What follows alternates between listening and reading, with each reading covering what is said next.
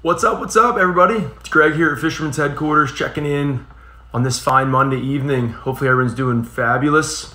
It's been a while since I've been on. Just wanted to jump on and say hello, see how it's going. See if you guys are out there catching some fish before this storm's coming in. See what's happening out there in your guys' day. So I just wanted to jump on here and basically say thank you for a few things. I was doing a bunch of these videos, well, a few of these videos, before the kind of summer came in and kind of during the quarantine time, and recently received a lot of really good feedback from our customers in the shop and via some direct messages here on Instagram. So I figured I'd try to get on here as much as possible. It's been super busy at the shop, also running charters and also family life at home. So I really haven't had much time. So I just had a little time this evening here. Things are kind of somewhat wide open this evening on my plate, so I wanted to jump on here and say what's up. Hopefully everybody's kind of locking some things down, not on the quarantine side, but more on the storm side here in Jersey and on the eastern seaboard. We got a little storm coming up the coast, and you know, just definitely a good thing to kind of get your stuff in order, whether it's your boat, your backyard, whatever. But that's kind of how I spent most of my day after my morning charter. That being said, I had a really good morning charter today. Went out with the Duff family. Brian Duff was the dad, 2 kids, like 8-10 years old, and also the grandfather. Had a great time. It was actually cool to see the youth and the dad and grandfather, and you know, kind of the 3 generations of the Duffs there having a good time catching fish on my boat. So I had a blast out there. Anybody looking for a fishing report, I guess I can kind of help out a little bit there. We kind of started out targeting some of the colder water areas. Not sure if anybody knows what's going on right now, but on LBI we had some south wind recently. Had a pretty big upwelling event. Anybody who doesn't know what that is, southerly winds blow off the surface water and upwells that colder water, and the water temperature plummets. We had 57-degree water this morning on the incoming tide towards the top of the tide. Yeah, it wasn't missaid, 57 degrees. Just a couple weeks ago, we had upper 70s, actually just a few days ago. So definitely a big switch here recently. Anybody that's been fishing in the local area here at Long Beach Island, or will be fishing, should definitely take note of that and strategically plan their trips around that. That being said, we had some striped bass. I think we had 5 or 6 stripers this morning. Normally we're not catching striped bass this time of year in that number. Maybe occasional one here or there, but definitely pretty good in the morning session there. We switched gears over to some fluke and caught some fluke. Biggest fish was about 25 inches, 25 and a quarter inches. Grandpa caught that fishing bucktail. I think it was like an 1.5 ounce bucktail with old squid minnow, classic combo. He didn't, he kind of opted to stay away from the Gulp, where all the kids were fishing Gulp, catching some smaller fish. He wanted to put that big fluke sandwich on there, and it kind of paid off. Definitely had nice keeper. We finished the day with 2 keepers. The other one was 18 and a quarter, 18 and a half, just kind of over the keeper size. So a quick 4-hour morning trip. Definitely was a good success. Actually, we also caught a bluefish too, so we kind of had that slam going. So it was a good fun time, good early August trip.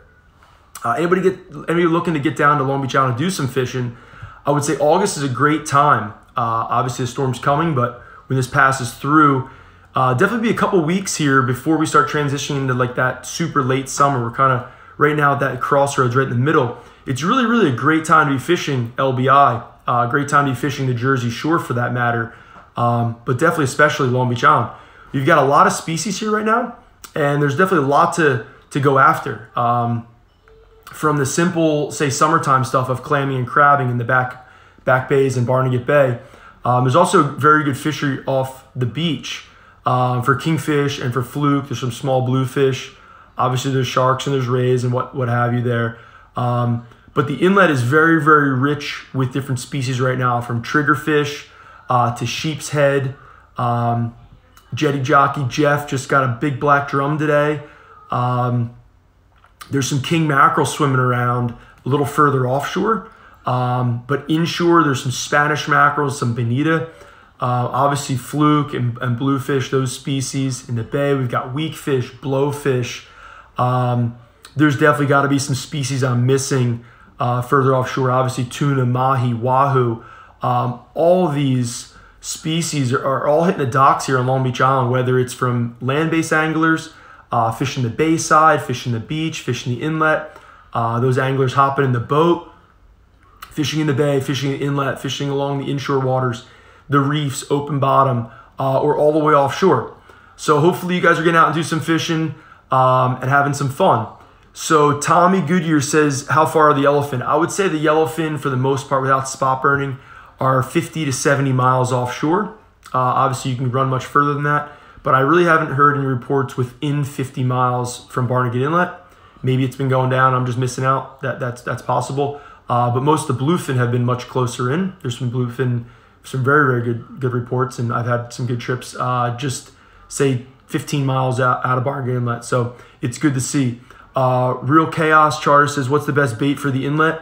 So that really depends on what you're looking to go for. If you're looking to fish for, say, some bigger fluke, inlet is definitely a great spot to fish late July and all of August, even in September, as these fish start migrating out of the bay, and they kind of have to bottleneck through that inlet to stage up on the reefs that are just a bit, offshore, whether it's the Barnegat Light Reef 3 miles, or a little further north, Axel Carlson, a little further south, Garden State North, or anywhere along the open bottom and along the beaches. In the inlet, I'd be fishing bigger baits if you can. Live spot would definitely be hands down one of the best big fluke baits out there. Some people like to fish mullet and peanut bunker. Squid and minnow, I don't think you can go wrong fluke fishing no matter where you are. But those 5 and 6 inch gulp baits is what I would suggest doing. Definitely a great option there. Request here, a question saying shark fishing better in the bay or off the surf. I would say right now it'd be in the bay. Upwelling Event, water along the beach is cold. Those sharks are going to push further offshore. They're going to come in the bay.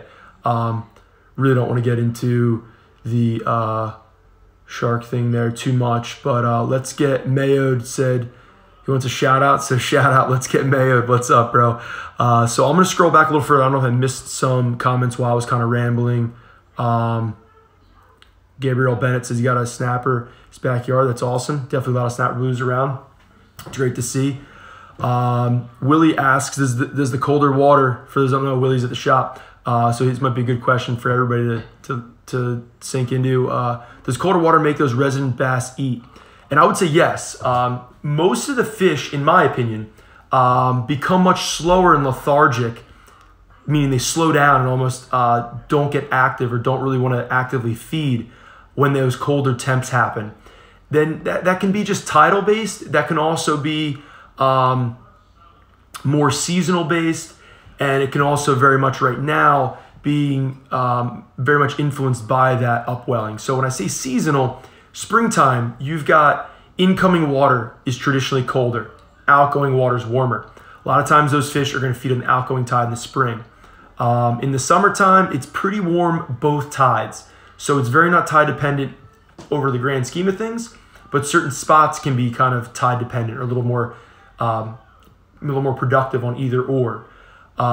In the fall, sometimes it can be either or as well, and also as you transition later into the year, into that colder time of the fall, later season, you'll start to see that outgoing tide can sometimes be much colder, as the bay can sometimes get colder quicker, and the water in the ocean stays warmer a little bit longer.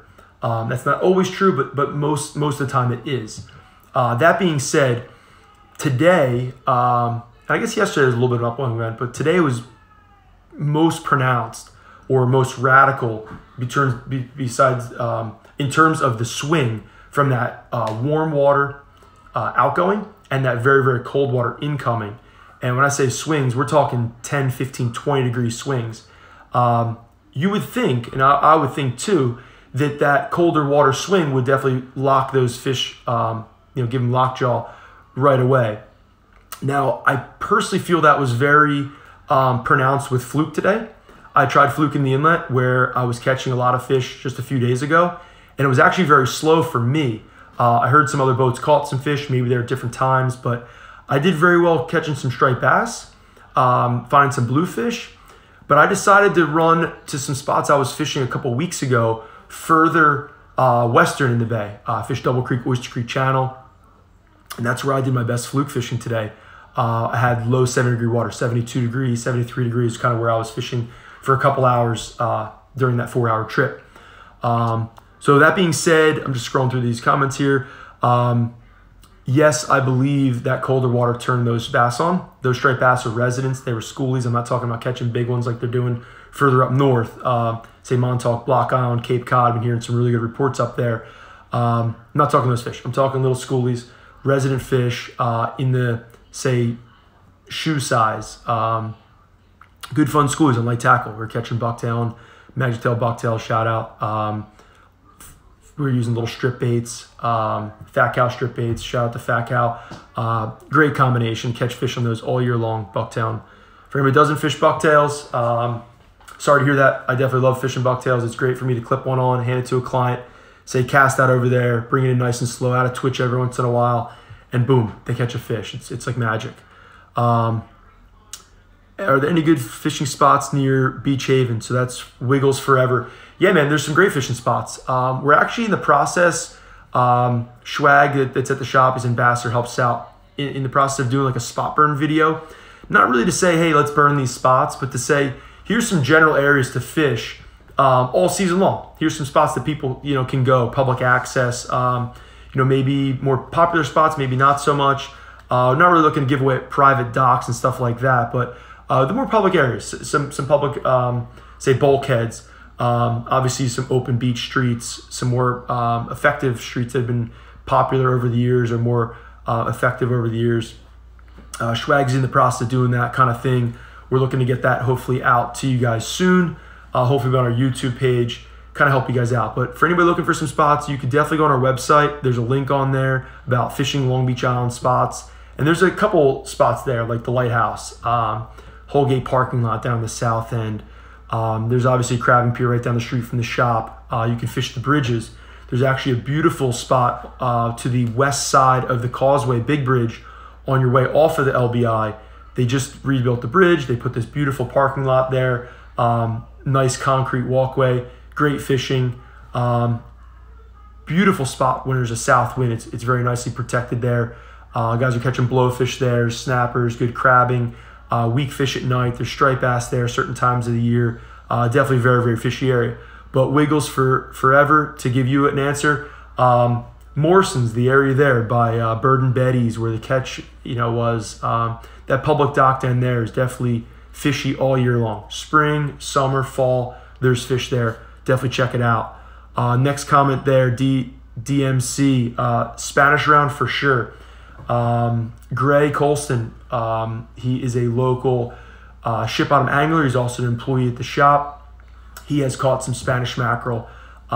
Chris Shoplock, shout out to Daiwa. He's a local Daiwa rep. He dropped off some freshies, some new products. Actually hooked Gray up with a gem. He took it out and got a couple fish on that new bait. That's actually Gray putting a comment below yours. I'm not sure how lagged behind my comments are from you guys, but definitely Spanish around in the inlet. Got also some guys trolling kind of in front of the inlet, kind of at the mouth, and also inside the reef and a little further offshore. Adam G says, how's the fluke fisherman from the surf? I'd say we've had a phenomenal year off the surf this kind of summer for fluke. I think mainly the reason was we haven't had many upwelling events. Just recently it did happen. I think that's going to cool off that water for a few days. It's not just going to bounce right back. We'll see what this storm does. If we get some cranking south winds, it's going to upwell some more.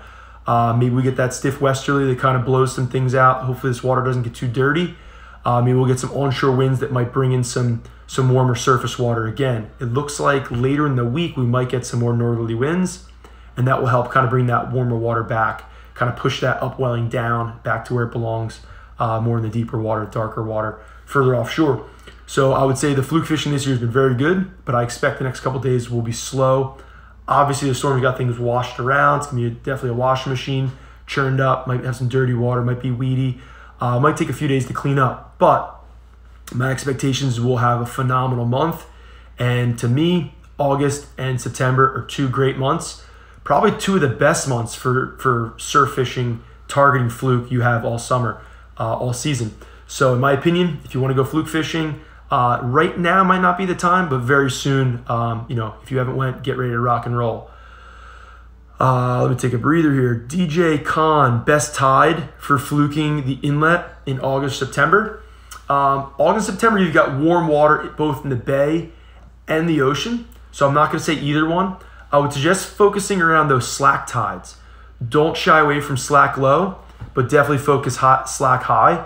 Try to find those drop-offs, those structure pieces, more so in particular areas of the inlet, of the jetty, whether you're out towards the tip, whether you're fishing the beachfront in the sand, whether you're fishing the middle stretch, whether you're fishing up towards the shallower elbow area, or kind of around the corner on the west-facing edge by the lighthouse, all the way to those rocks towards Andes.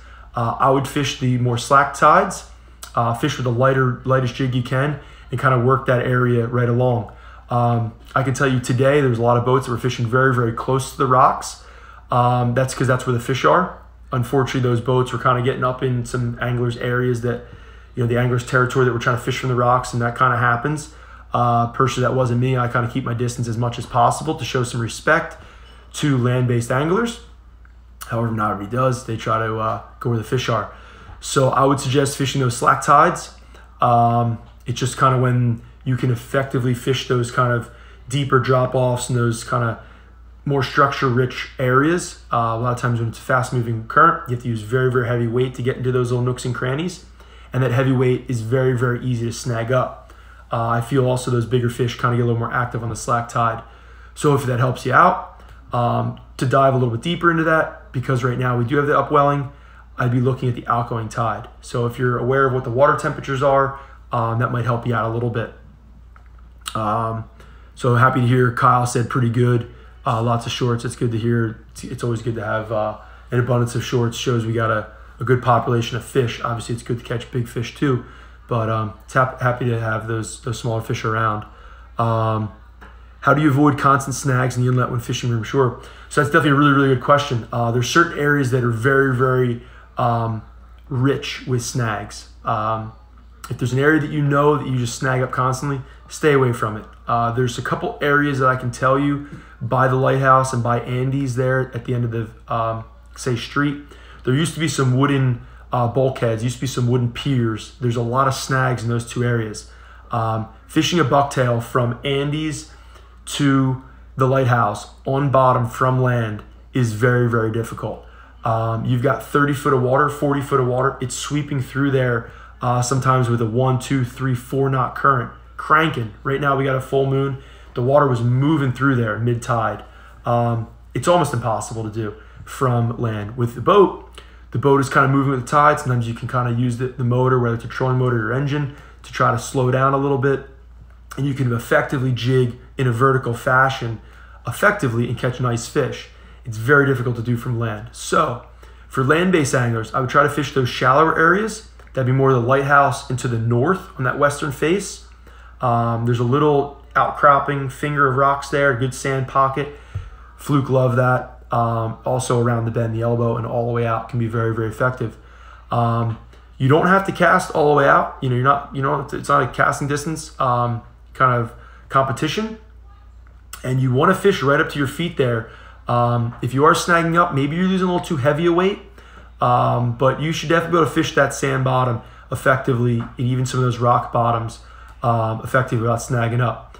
If you are snagging and you do snag up and you break off, try to pay attention. Are you snagging up on your teaser? Are you snagging up on your main bucktail or jig? If you're fishing a three-way rig with a long leader, you're definitely going to snag up probably. I would stay away from those. But if you're fishing a teaser and you're snagging up on that teaser, lose it. Just fish a single jig. You'll be surprised. You can fish in some real tight structure and kind of get in and get out of it without losing too much gear. So hopefully that helps out. Are keeper fluke hard to come by in the surf? I would definitely agree. Fluke are definitely on the smaller side along the surf. But that being said, there are some very nice fish around. One local angler, female angler, Sloan, she's gotten some really beautiful fluke this season off the beach. So it can be done. You gotta put some time in, you gotta kind of know what you're doing, figure some things out, put some puzzle pieces together, figure out the equation, and you can definitely make it happen and bring home dinner. I can just gotta cover some ground. Yeah, definitely gotta cover ground for sure. So that's definitely a good tip from Kyle. talk about South Jersey fishing. So we're somewhat central Jersey. I wish I could share more information. So that is to T Sheehan 19. I wish I could share some more information, say from Atlantic City South. It's just not my territory. I grew up fishing here in Long Beach Island. It's where the tackle shop is, Fisherman's headquarters. It's where all of our customers are kind of coming in and out. It's where they're fishing. As far as fishing here, we've got mostly anglers from the Tuckerton, Great Bay area, Beach Haven area, all Long Beach Island, Manahawkin Bay, Barnegat Bay, right on up to, say, Barnegat Light and past Waretown, Barnegat, Forked River, Lacey, Bayville, Toms River. We really don't see a lot of customers with those reports and that kind of interaction, say from the Manasquan area and also from Atlantic City area, Manasquan North and Atlantic City South. So that's kind of our kind of mid-central Jersey where we get a lot of content. It's where I'm fishing. That's where a lot of the customers are fishing. That's where a lot of the employees that fish are all kind of focused around. So I apologize, we don't have much South Jersey information for you, but reach out to some of the South Jersey shops. Not talking some of the crazy ones out there, but reach out to your local tackle shops that actually fish. We'll call them bait and tackles. There's a big difference, in my opinion, between somebody that dishes fishing tackle to the masses and somebody that actually sells bait and tackle. To me, they're two totally different ball games. So bait and tackle, most of the time tackle shops that do bait fish, they know what's going on and they can share information, whether it's information about your fishing line, your rigs, your rods, your reels, that whole equation side of things. Or maybe it's the weather, it's the tides. It's how do you actually use A, B, and C to catch a fish. There's lots of sources for tackle out there. To be honest with you, lots of them are jokesters. No disrespect to those people, but anybody can sell a fishing reel or fishing rod.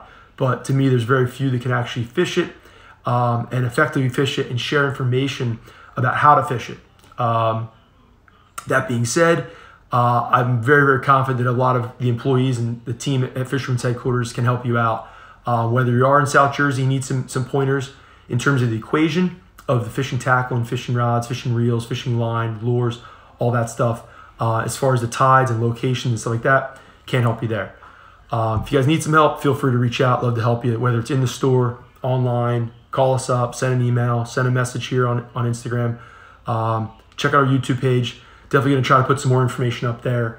Not so much to shove a new product or fishing information down your throat, but more to help out and say, this is what we do to our customers when you come in the shop. We try to give you firsthand information, try to give you firsthand help. We like to hear issues, we like to hear problems, and we like to solve them and kind of push people in the right direction to help their fishing and kind of up their game. So whether you're new or you're experienced at fishing, if you need some help, love to help you out. BS Tune, I'm not sure how to pronounce that, sorry. What's your best fluke fishing rig for the surf? I would say a bucktail with teaser. That'd be one. A torpedo sinker or drail sinker with a long leader and a hook is two. And I also really am a big fan of a simple diamond jig. Diamond jigs are super effective. A 1 ounce, 2 ounce diamond jig with a single hook, J hook, not a limerick bent tube hook, just a single hook. Put a gulp on there, and you can send that a country mile, and you can fish that super slow along the sand. You can definitely reach fluke that are a little further out, sitting on the back side of the bar. With that being said, don't overlook that lip at the beach, right at your feet. That can be very effective and also often overlooked. But also that slender diamond jig resembles a sand eel or a spearing or a slender bait. Fluke love them, and there's been a lot around recently this summer. So sand eels are definitely a main forage for summer flounder, for fluke, and also spearing. There's also other slender baits in the world that diamond jigs really match the hatch on. But first and foremost, they cast and they penetrate and get down to the bottom. Very good. And because of that, they're very effective for fluke fishing off the beach. You said you're using a 4-inch gulp with a high-low bucktail rig. That's phenomenal. That's very good. High-low rig is probably the most universal rig you can use. It's been around for hundreds of years. There is a slider rig that I just posted a video on YouTube if you're looking to do a sliding Snell rig, fish longer strip baits. It's doable. I would not suggest that off the surf. It's more of a open bottom or fishing on the reefs with bigger baits in a boat, but you could fish it off the beach. I'll hopefully post soon a rig that I like to tie, which is a twisted dropper loop. I was shown it years ago by my dad. I don't know where he picked it up from, but I'll hopefully share that, and hopefully you guys put it to use. I'm sure everyone's tied a dropper loop. There's probably 600 tutorials how to tie a dropper loop, but I tie a twisted standoff. It's very, very similar to a dropper loop, and it gives me a little more rigidity to the standoff, so it makes more of a perpendicular standoff or dropper loop, so it doesn't get tangled and wrapped around your main line. Keep an eye out, try to do that. Also, something else to keep an eye out for, I probably should have said this at the beginning because maybe some people flaked off and left, didn't want to hear me ramble too much. But that being said, we'll be doing a Gale sale with the storm coming up. If you guys are looking for any fishing tackle, rods, reels, what have you, maybe it's a new pair of boots for the fall or a new fleece, some warmer stuff, rain jacket, whatever you guys are looking for, new line, what have you.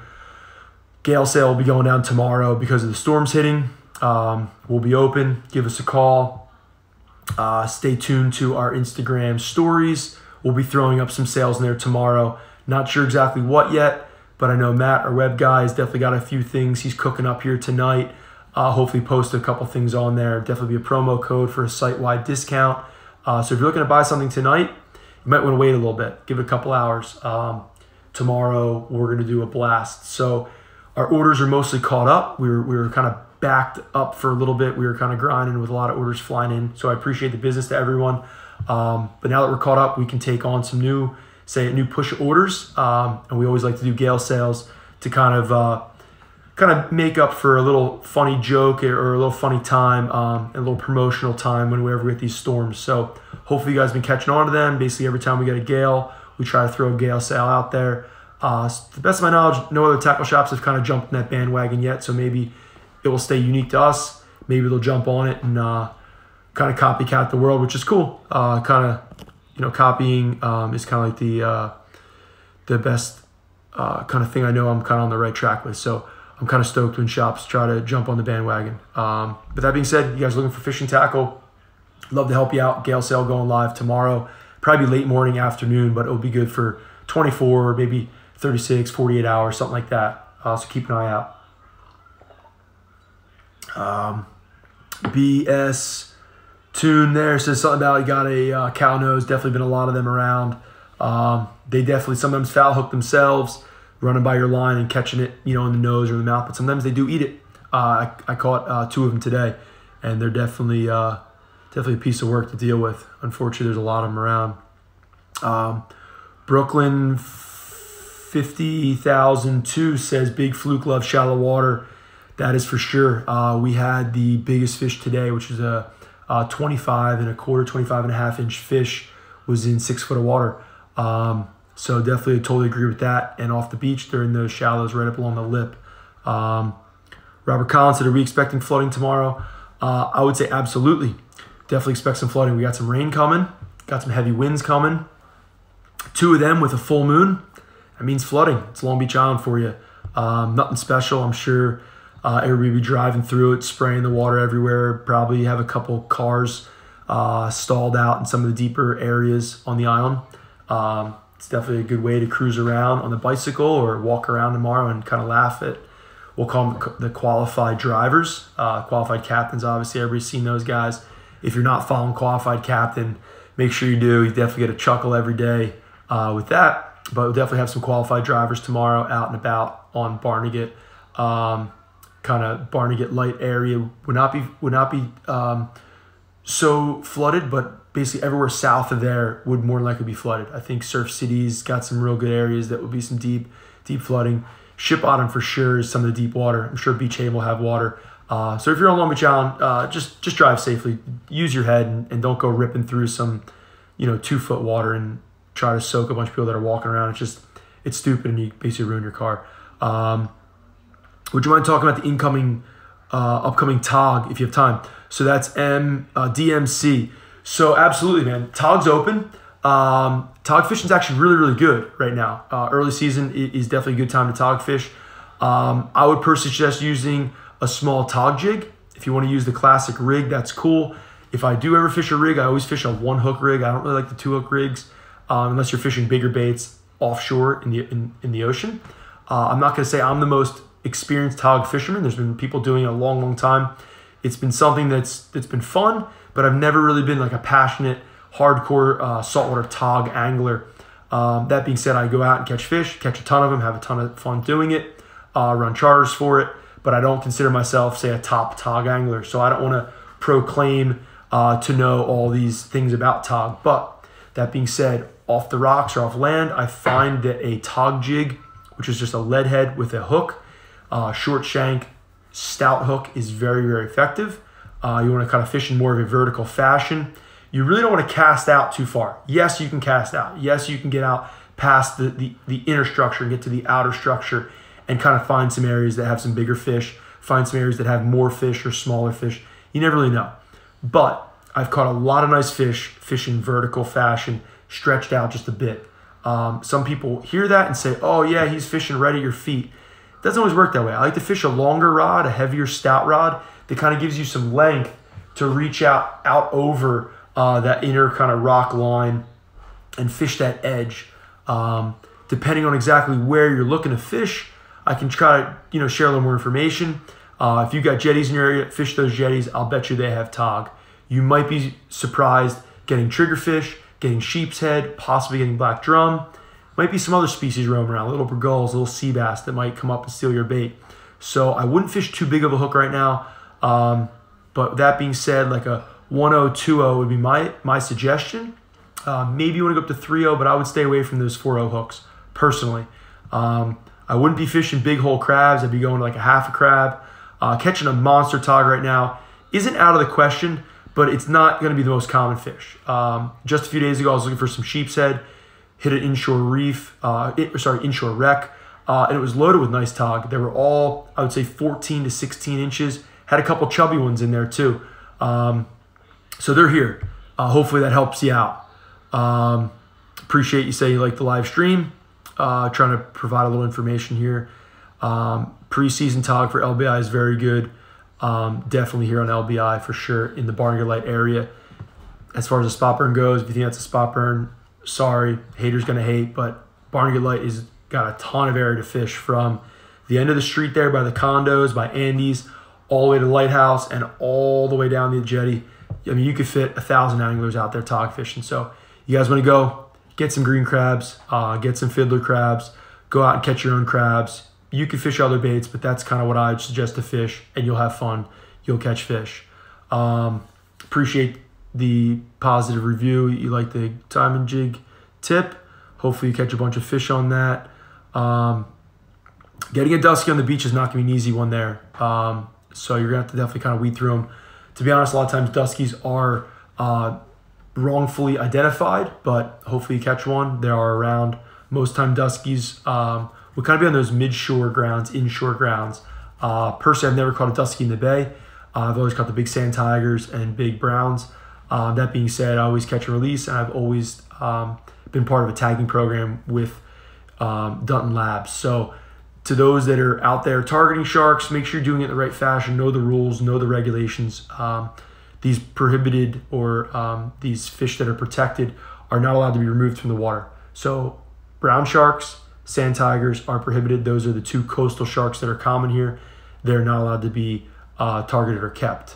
That being said, you can chunk big meaty baits for bluefish. You can chunk big meaty baits for black tips, also spinner sharks, stuff like that, and also rays. So if you want to go out there and look for those pulling critters, some of those toothy critters, head out there. You never know what you might catch. There's some big toothy ones around. JBP Fish says, any cobia off the beach? So no, I've not heard cobia caught off LBI. However, yes, there are cobia around. I can't really say a particular area because I just haven't that many reports, but I would say when there was some dredge equipment and there were some buoys, they were on those buoys, and those buoys were close to the beach. So you had some cobia that were in the area that would also kind of roam the beach a little more. I hear cobia on the beach being caught more commonly early in the season, early summer, late fall. Early summer, late spring, than right now. But that being said, you can definitely go cobia, try to target cobia, and I'd be fishing a big jig with a long strip, just like you would striped bass. So hopefully if you want to go, now could be a good time to go. Oh, sorry, B Stone. So I got straightened out there. My apologies on that. How do you tog? Fishing Goo knows how to tog, so I'm not going there. But if you guys need help togging, stop by the shop. Bernard says, best lure for trolling king mackerel on the inshore ridges. I would absolutely 100% say that the drone spoon or the Clark spoon. The size you want to pick is up to you. But anywhere in that 3 to 5 inch range, say 3 to 5, is definitely great. You can fish that on a drail, or better yet, fish it on a planer. If you're pulling a nice size spoon out there right now on a planer or a drail, doing 5, 6, 7 knots, that 6 to 7 is kind of the sweet spot. I'm gonna be willing to bet you're probably gonna catch a bluefin tuna. You might catch king mackerel, might catch a wahoo, might catch bonita, might catch a cobia. Cobia not so much, but they are around out there on those ridges and out in those buoys that are further deep. Or if you find some high flyers, some gill net gear, or say some bottom gear from commercial fishermen, there's definitely some critters roaming out there that we only see in the summer. Mahi are on those pots, cobia are on those pots. Definitely check them out. So hopefully that helps. Should we expect a bass blitz in the boulevard tomorrow? No, but maybe in the inlet. We got some cranking winds coming. The water's there. There's definitely abundance of spearing in the inlet. There could be a really good bite there tomorrow. Definitely gonna get a little gnarly, but maybe in the morning time could be good. So saltwater heart fishing, what's up? Hopefully you're still on here. Thanks for checking in, logging in, and checking out this couple minute broadcast. Appreciate the love and support. What should we expect in the boulevard fish tomorrow? There could be bluefish, there could be blowfish, could be some flounder, could be crabs. I think we might have a smorgasbord on the boulevard. Just for a joke, maybe we'll send Frez out there in a pair of waders, send him out for a fishing report, live fishing report from the boulevard. We'll check that out. So all joking aside, there actually might be some fish cruising down. What are my thoughts on the striped bass regulation? So my thought on the striped bass regulation is, actually I shared it in a previous broadcast, and it's live up on our YouTube because I try to archive as many of these as possible. I would say my thought on the striped bass regulation is the smaller fish got to be protected. The fish under 28 inches have to be protected. The bonus tag thing, in my opinion, isn't the best idea, but there's a way that the state needs to get a little bit of data, and that was one of their ideas.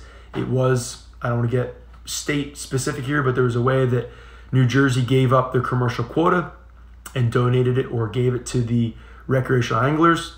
There's lots of debate on this. I'm not going to get on one side of the fence or the other, but I think the 28 inch and under fish need to be protected. That is the up and coming class of fish that need to kind of spawning and get to that spawning age here in the next few years. If those fish are decimated or overfished, that lower or smaller size will never reach the size to spawn, to add to the biomass that will be up and coming. I guess you call that recruitment. And eventually to bring up that young of the year on the smaller side. That being said, we need to protect those bigger fish. When I say bigger fish, I'm not really talking about 50 pounders. Yeah, we need to protect those fish too. Everyone likes catching trophies, but we really need to protect, in my opinion, the 25 to 35 pound fish. The regulations right now, I think you can kind of take a pretty good chunk of a very important size class of fish. I don't have the numbers in front of me. I should know them a little better in terms of the year class. I'm going to go out on a limb and say that I think it was in those 90s. It's kind of, if you look at the bell curve of the chart of the young of the year, it was sort of on the more recent side of that curve, those fish. And I believe the next couple of years, they're going to be in that allowed to kill size, which is cool. You have to be able to harvest somewhere. And I get what they wanted to do is not harvest the big and not harvest the small. But to me, it's those very, very productive, reproducing fish that need to be protected, and the current regulations do not. And that is the one problem I kind of have. I think that you should be allowed, if I was to make my perfect regulation, I would think it should be something like 28 to like a 34 or 36 maybe 32. I think 36, you're getting into more of a classy fish. And then I think you need to kind of shut it down and say anything, say, over, say, 46 or 45 inches, you're allowed 1 per year with a tag. So that means any Sharpie anglers, any tournament anglers, you want to participate in a tournament, you want to catch a big fish, you want to kill big fish, you're allowed 1. You have to apply for it just like a small size bonus tag. But that's just my opinion. That's what I think would really, really help. So to recap that, Greg's perfect world, I think, would be to have everyone allowed to fish in a 28 inch, maybe 27, but I really like getting too much smaller, 28 to, let's say, 34, 32, somewhere in that range. It's only a couple inches of fish, but trust me, there's plenty of fish in that range for anglers to catch off the beach, in the boat, wherever you are. I think you can easily catch a fish that's 28 to, say, 34 inches, 32 inches. Yes, it's a small zone, but that's my opinion, what needs to be protected. The smaller fish protected, the bigger fish get protected, and only 1 bigger fish per angler per year should be taken up in the upper size. That's my 2 cents. I'll kind of leave it at that. I don't want to get on and rant and rave about fishing regulations and whatnot, but I go to the meetings, I talk there. To be honest, it's very, very pathetic to see the outcome of, I should say, the turnout of these meetings. There's very few tackle shops that go, there's very few charter boat captains that go, and there's very few recreational anglers that go. To me, it's absolutely sad. They all show up at the end when all the decisions are made. They bitch, they bicker, and they complain about all these things, but you should have been at the first meeting, the second meeting, the third meeting, the fourth meeting. Why do you show up at the 10th meeting and complain about it all is beyond me. But that being said, if you want to get involved, go to the meetings. It's open to the public. Just go. You don't have to talk. Go there, soak it all in. Learn some information. Learn what's going on in the fisheries. Learn what's happening, not with just striped bass, with fluke, with sea bass, with tog, and all the other fisheries. Go there, be part of it. You'll learn, and it'll definitely help you out. Got a quick question here about Penn or Daiwa. Personally, I field test for Penn. I'm a big Penn fan. I do have some Daiwa reels. I think Daiwa's great. My opinion, I don't think you can go wrong with any of the big 3. That's Shimano, that's Penn, that's Daiwa. Excuse me. That is kind of the fishing industry in a whole. 3 pretty big companies kind of own the market. There are some other companies out there that make some great fishing products. I personally fish a lot of Penn because I field test for Penn. They've always done me well. They're very easy to repair because everything breaks. And I like Penn. So I'll lean towards Penn because you only asked Penn or Daiwa. But Daiwa does make some very, very good stuff. The BG is a great reel, just one of them, one of our best sellers. And just a quick shout out to our YouTube page. Check us out. I put up a great video, at least I think it's great, about the MQ. Not to shove a sail down your throat, but to really break down a new reel that came out. I tried to analyze that reel as much as possible. I knew a lot about this reel as it was coming to fruition over the, say, months and years. I tried to give my own 2 cents, and I tried to take it to another level that some other video reviews might not, and that's coming from me as a captain, as an angler. I fish, not just sell fishing tackle, but I use it. I tried to give it an angle saying, here's some ideas an angler might not actually pick up on if they're buying this reel online or before they come into a shop to check it out. Here's some things to look at. And if you want to check that out, you'll see. I don't want to go into it now, but there's a new sizing. There's some new features that you're not going to see in many other reels. So be sure to check that out. It's on our YouTube page, the Daiwa BG MQ, the monocoque body. You'll hopefully pick up some valuable information on that.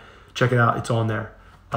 If you do check it out, feel free to give us a little thumbs up on there, a follow, a comment. It'd be appreciated. So Adam says, how far out would you recommend to go for targeting Spanish mackerel?